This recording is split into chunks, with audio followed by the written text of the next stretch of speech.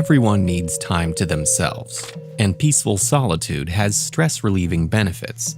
But being alone takes on an entirely different dimension when it creeps up or is forced upon you. When that's the case, the effects can be surprisingly extensive. And though different people experience distinct effects at different times, symptoms tend to become more severe and persistent the longer one's isolated. When someone is involuntarily confined to one space indefinitely for days, weeks, months, or even years, alone and without productive tasks, their body will likely undergo numerous changes. Let's take a look at what may happen and why. Early on, stress hormones may spike, and as time passes, that stress can become chronic. Social interactions and meaningful activities are essential for emotional stability. This may be because they provide us with what researchers call social reality testing, a sort of sounding board where we can gauge how rational our perceptions are. So, when someone's deprived of those kinds of communication and tasks, their sense of identity and reality becomes threatened. Their thoughts spiral and their impulses take the reins, setting the stage for depression, obsessions, suicidal ideation, and, for some, delusions and hallucinations. Over time, this prolonged agitation can cause the brain's limbic system, which regulates fear and stress, to become especially responsive and hyperactive. Meanwhile, the prefrontal cortex, the brain's hub for reasoning and moral judgment, may shrink, impairing one's focus, memory, and cognition. Overall, the balance shifts from rational thinking towards emotionality, and as someone remains in this state, the imbalance becomes ingrained, making them more prone to bouts of anxiety, rage, and irrational actions. Isolation will also affect other parts of the person's health. They may lose sense of time and have difficulties sleeping. They're more likely to experience heart palpitations, headaches, dizziness, and hypersensitivity. And they may also lose weight because of stress-induced digestive issues and poor appetite.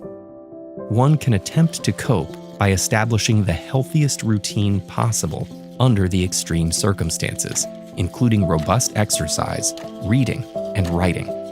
But that can only do so much. The United Nations, many human rights organizations, and experts classify this kind of forced, prolonged isolation as torture. And yet, it's something imprisoned people in many countries endure.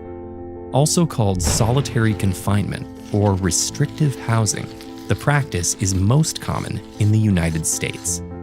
In 2019, more than 120,000 U.S. prisoners lived in solitary confinement, spending 22 to 24 hours a day in mostly windowless cells spanning roughly 6 by 9 feet.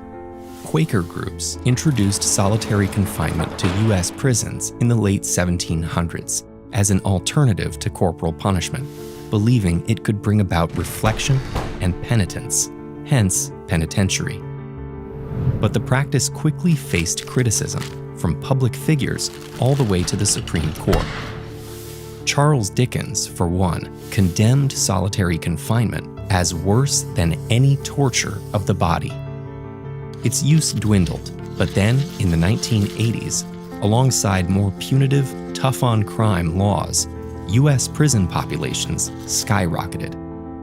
As prisons grew crowded, incidences of protests, rebellions, and violence grew, and prison authorities increasingly used solitary confinement to maintain control.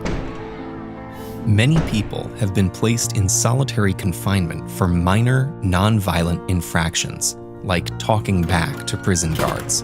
And solitary confinement is harmful to everyone, but many who've experienced it have pre-existing mental health disorders, which it only exacerbates. Solitary confinement also seems to have lasting effects that make readjusting to life outside of a cell difficult. People who have gone through solitary confinement are 3 times more likely to show signs of post-traumatic stress disorder, and they commonly report experiencing shifts in their personalities, increased anxiety and paranoia in otherwise ordinary situations, and difficulty concentrating and connecting with others. Some states have restricted the use of solitary confinement in cases involving serious mental illness, children, or pregnancy, and some have adopted 15 or 20-day limits for everyone. But laws that regulate solitary confinement aren't always enforced, and prison authorities have created loopholes. Yet solitary confinement does immense damage that is contrary to rehabilitation, while failing to reduce prison violence. Meanwhile, other countries have centered more humane approaches. Norway, for example, imprisons far fewer people per capita than the US, while spending 5 times more per prisoner on accommodations, classes, and work release programs.